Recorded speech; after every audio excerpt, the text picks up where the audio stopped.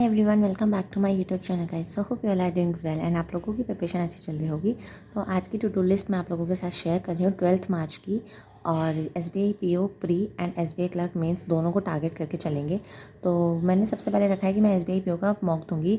मेरी रखा मैंने सबसे पहले है, लेकिन मैं इसको एंड में दूंगी जब मैं बाकी अपने काम कर लूँगी। ठीक है, तो SBI PO का मॉक देना है।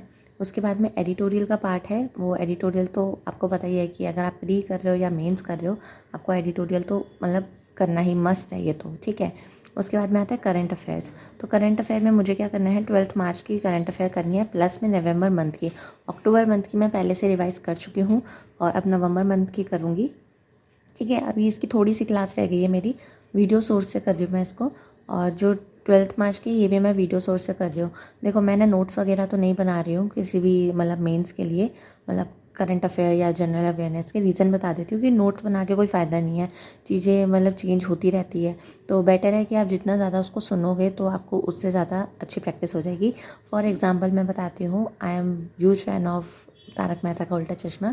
सो जब हम कंटिन्यूसली एक चीज़ को देखते रहते हैं ना, तो हम उसके डायलॉग्स भी मतलब लर्न हो जाते हैं। तो similar goes to current affair कि अगर आप कंटिन्यूस बेसिस पे और डेली बेसिस पे उसको देखोगे करंट अफेयर को, तो आपको मैम या सर जो भी बोल रहे हैं वो क्या कह रहे हैं वो आपको लर्न हो जाएगा। ठीक है, तो करंट अफेयर रखने के बाद में मैंने रखा क्वांट में मैंने SBI क्लर्क मेंस का क्वांट को रखा है। बता देती हूँ, मैंने मॉक दिया था SBI क्लर्क मेंस का फर्स्ट। तो क्वांट मेरा ज़्यादा अच्छा नहीं गया था, तो मुझे क्वांट की प्रैक्टिस करनी है। तो उसमें जो मैं आज जो है वो DI मोस्टली कंप्लीट करूँगी और फिर बताऊँगी कि मतलब कितना डुएबल था। ठीक है, अब मैं बताती हूँ कि जब मैंने कल SBI PO का मॉक दिया था ना, तो टू बी वेरी ऑनेस्ट इतने क्वेश्चन ऐसे थे अर्थमेटिक के जो करके मेरे मार्क्स बढ़े, क्योंकि हम लोग अर्थमेटिक को इतना नेगलेक्ट कर देते हैं और फिर वो अगर अर्थमेटिक इजी आ गई ना और DI टफ आ गई तो फिर वहाँ हम फंस जाते हैं। तो मेरे मॉक में कैसलेट आई थी, तो कैसलेट करने का मुझे टाइम नहीं मिला। और मैं ऑनेस्टली बताऊँ, मैं कैसलेट करती भी नहीं हूँ, क्योंकि वो बहुत टाइम टेकिंग हो जाता है। मतलब बहुत ईजी सी हो तो कर लूँगी, नहीं तो बहुत मेरे को देख के लगता है टफ़ है, तो मैं नहीं करती हूँ। तो मैंने अर्थमेटिक से ही अपने सारे मार्क्स गेन करे थे और प्लस में DI से। ठीक है, तो SBI क्लर्क मेंस का क्वांट का मेरे को मतलब कि प्रैक्टिस करना है, एनालिसिस करना है। और 30 अर्थमेटिक के टॉपिक्स रखे हैं मैंने, मतलब 30 अर्थमेटिक के क्वेश्चंस है, सॉरी टॉपिक्स तो नहीं है, क्वेश्चंस हैं। ठीक है, तो 15 प्रॉफिट एंड लॉस के होंगे और 15 मेरे पार्टनरशिप के होंगे। ठीक है, ये अलग अलग आप किसी भी सोर्स से कर सकते हो। मैं सोच रही हूँ गाइडली से कर लूँ, मतलब बेसिकली टॉपिक कंप्लीट होना चाहिए। ठीक है, उसके बाद में मैंने रीजनिंग का रखा है सेक्शनल मॉक।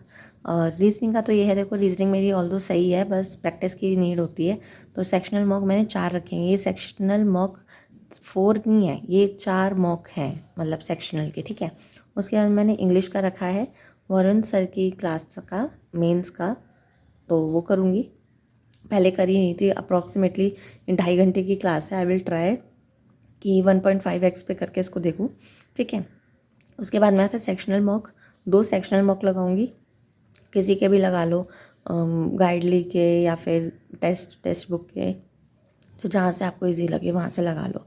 ठीक है, जहाँ पे आप जो आपके पास में हो। ठीक है, उसके बाद में चैप्टर 8 की वो कैप प्रोडिजी सॉरी वो कैप प्रोडिजी जो है वो उसका करना है। ठीक है, चैप्टर 8 करना है। प्रीवियस ईयर के कुछ क्वेश्चंस हैं वो करूँगी। और रीजनिंग में SBI क्लर्क मेंस की क्लास लूँगी। देखो, मैं सिर्फ आज प्री की प्रैक्टिस करूँगी और इसकी क्लास लूँगी। ठीक है, तो ये थी मेरी आज की टू डू लिस्ट और मैंने आप लोगों से शेयर कर दी है और कोशिश करूँगी कि मैं शेयर करती रहूँ। ठीक है, तो चलो आप लोग भी अपनी टू डू लिस्ट बनाओ और मुझे कमेंट सेक्शन में बता दो। Bye bye.